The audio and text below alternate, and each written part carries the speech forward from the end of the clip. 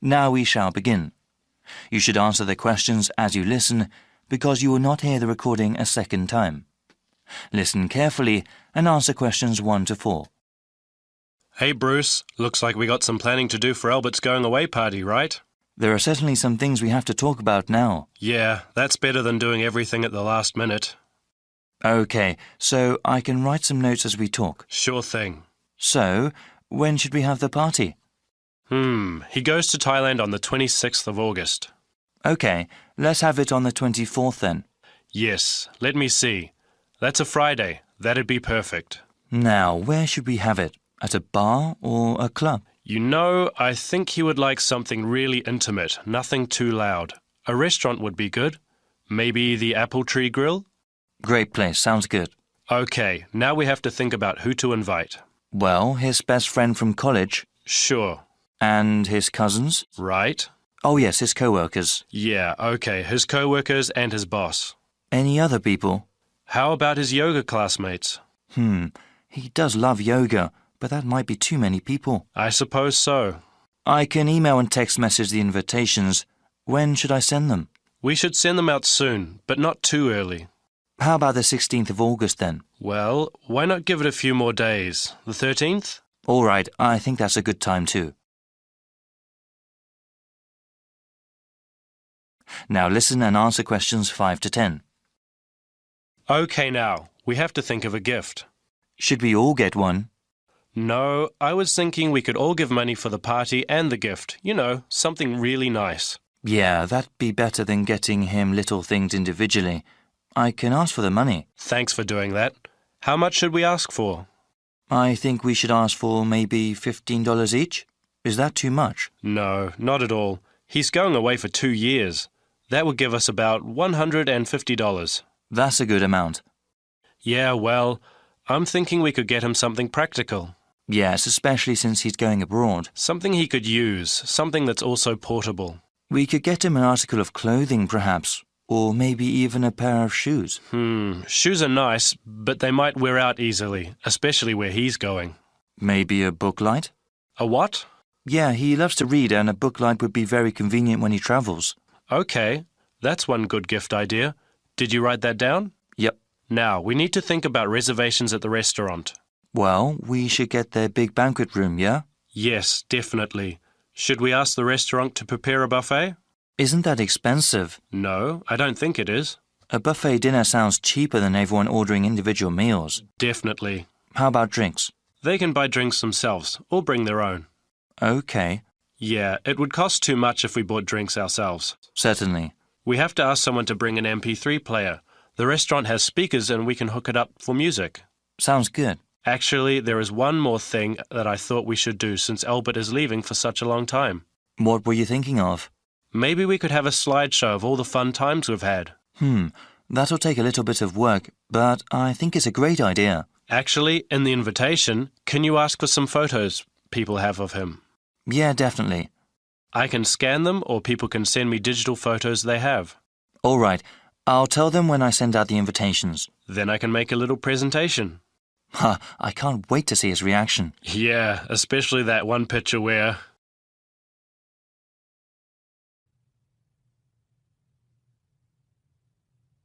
Now listen carefully and answer questions 11 to 15.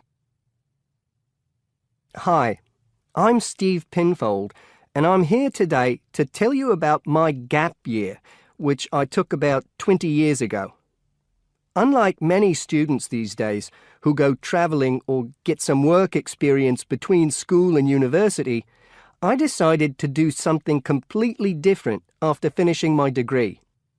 I applied to work for a charity organisation. What it does is it sends people with particular skills to countries where those skills are needed. Apart from having some experience teaching English to summer school students, I didn't have any particularly useful skills, I thought, but luckily I was still accepted. I had to find the money for the flight, but you get free accommodation. I stayed with a family of 5. And you do get paid, but not much. It's a bit like pocket money, enough to get by. I worked in an orphanage and taught English at a local school. Where was I? Well, originally I was going to be sent to a village in India, but at the last minute the organisation decided to send me to Trinidad. Now, this is a fascinating place. It's an island in the Caribbean. Well, in fact, the country is actually 2 islands. The smaller one is called Tobago, which is connected somehow to the word tobacco. Anyway, there I was, a young white guy living and working on an island which is mostly a mixture of descendants from Africa and India.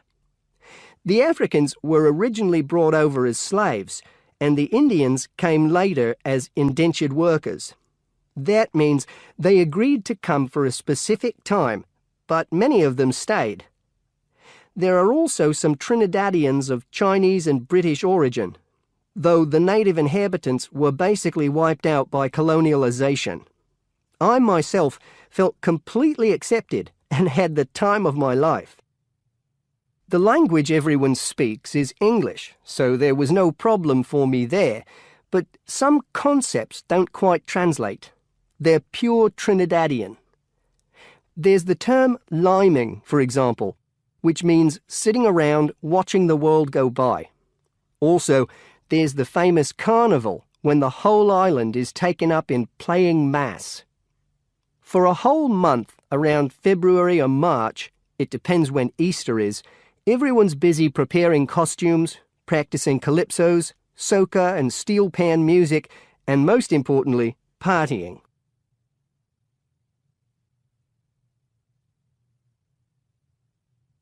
Now listen and answer questions 16 to 20.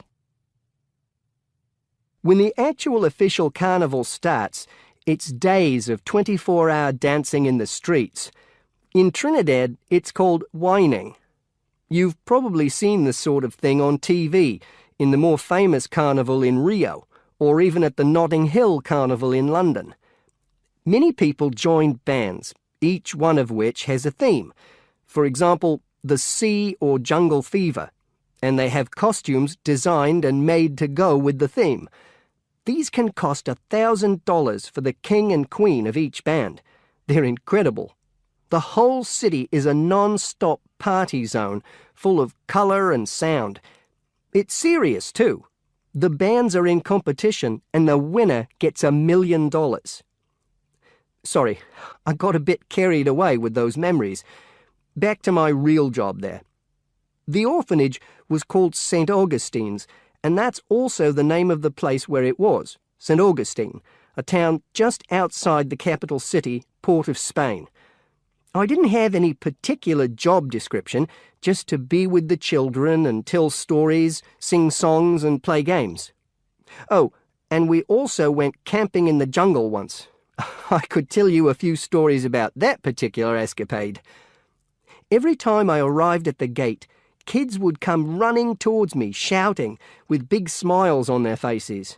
The younger children seemed fascinated by my blonde hair and loved to touch it as if it was something miraculous. The English teaching I did 2 days a week in a primary school for 6 to 11-year-olds. The kids may have been poor, but they all wore neat and clean uniforms and were so respectful and enthusiastic. I've now been teaching for many years in different countries, and I still think those were the best students I've ever taught. What else did I do while I was there? I swam a lot. Can you imagine what it's like swimming with dolphins and with pelicans diving into the sea right next to you? More seriously, I trained to be a Samaritan. That's someone who listens and supports people who have problems with their lives. Overall, what I took from the experience was a sense of being in another culture, or rather cultures. As humans, we all share many characteristics, but we express ourselves in various ways. In Trinidad, there are lots of different communities and religions, and so many different kinds of festival to see. Hindu, Muslim, Christian, as well as some rather mysterious African traditions. There are quite a few Rastafarians too. Trinidad is, as Americans are fond of saying of their own country, a melting pot, where everybody is greeted warmly. Go and see for yourself. I'm not sure how it's changed since I was there, but I'd love to find out.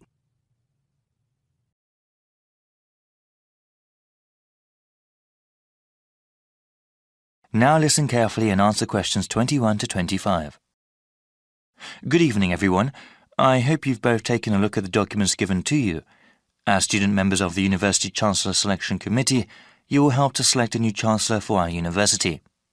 This person will be responsible for the operations, academics, and budget of the university. Today, I want us to talk about getting feedback from other students and about the selection process. Okay, so what exactly will our roles be? You both are full members of the committee representing the interests of the student body. When we go over the applicants for Chancellor, your votes will count the same as other committee members. The same as other faculty and administrators? Okay. Indeed. It is important to have student input in the selection process. That will be part of your duties as committee members, to talk to the student body and get a feeling for what they want in a new Chancellor. You will report back to me, the committee chairman, and then talk to the rest of the committee. I suggest that you contact the student newspaper and ask them to do some sort of survey. You both can also talk to the heads of various student organisations and gauge their opinions. All right, what sort of questions should we ask? Well, if you know of any issues important to the student body as a whole, you can ask them about that. I know that there was a recent increase in student fees. Since the Chancellor is in charge of the budget process, he or she will certainly be involved with that. But that is one topic that everyone can be asked about. A question about financial issues? Okay. You also mentioned going to different student groups. I was wondering, would that be appropriate? If the Chancellor is the head of the whole university, is it that important to ask the opinions of a smaller individual organisation? Definitely. They may be smaller organisations, but they often represent a wide number of students. It would be in the best interests of the school to have a Chancellor that understands the needs of not just the community as a whole, but of the different parts that make up that whole. I see. I guess it would be best to contact the leadership group of each club and group? Yes. Actually, that would probably be the most efficient way to get their opinion.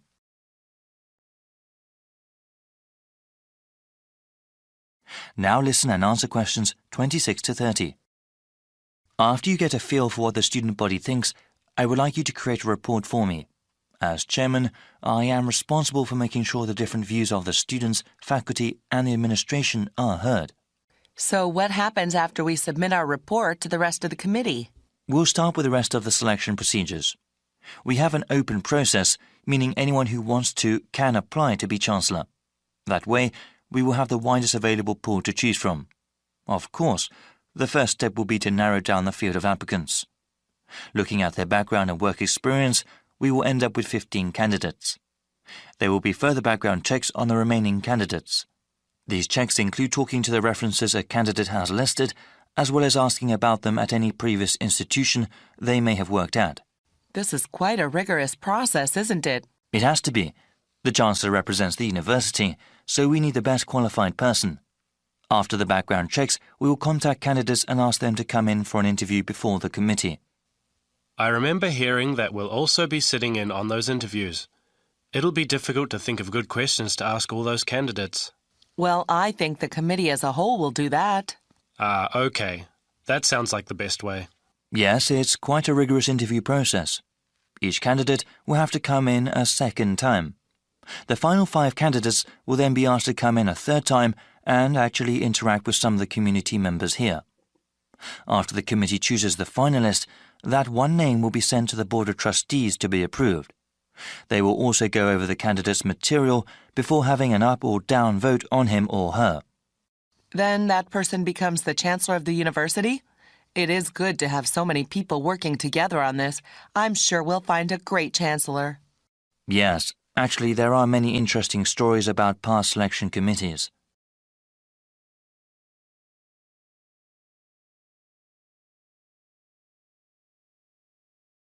Now listen and answer questions 31 to 40. In my talk today, I'll be exploring the idea of artificial gills. I'll start by introducing the concept, giving some background and so forth, and then I'll go on to explain the technological applications, including a short, very simple experiment I conducted. Starting with the background. As everyone knows, all living creatures need oxygen to live. Mammals take in oxygen from the atmosphere by using their lungs, and fishes take oxygen from water by means of their gills, which of course in most fishes are located either side of their head. But human beings have always dreamt of being able to swim underwater like the fishes, breathing without the help of oxygen tanks. I don't know whether any of you have done any scuba diving, but it's a real pain having to use all that equipment. You need special training, and it's generally agreed that tanks are too heavy and big to enable most people to move and work comfortably underwater. So scientists are trying a different tack. Rather than humans carrying an oxygen supply as they go underwater, wouldn't it be possible to extract oxygen in situ, that is, directly from the water while swimming? In the 1960s, the famous underwater explorer Jacques Cousteau, for example, predicted that one day surgery could be used to equip humans with gills. He believed our lungs could be bypassed and we would learn to live underwater just as naturally as we live on land. But of course, most of us would prefer not to go to such extremes. I've been looking at some fairly simple technologies developed to extract oxygen from water, ways to produce a simple, practical artificial gill, enabling humans to live and breathe in water without harm. Now, how scientists and inventors went about this was to look at the way different animals handled this. Fairly obviously, they looked at the way fishes breathe, but also how they move down and float up to the surface using inflatable sacs called swim bladders. Scientists also looked at animals without gills, which use bubbles of air underwater, notably beetles. These insects contrive to stay underwater for long periods by breathing from this bubble which they hold under their wing cases.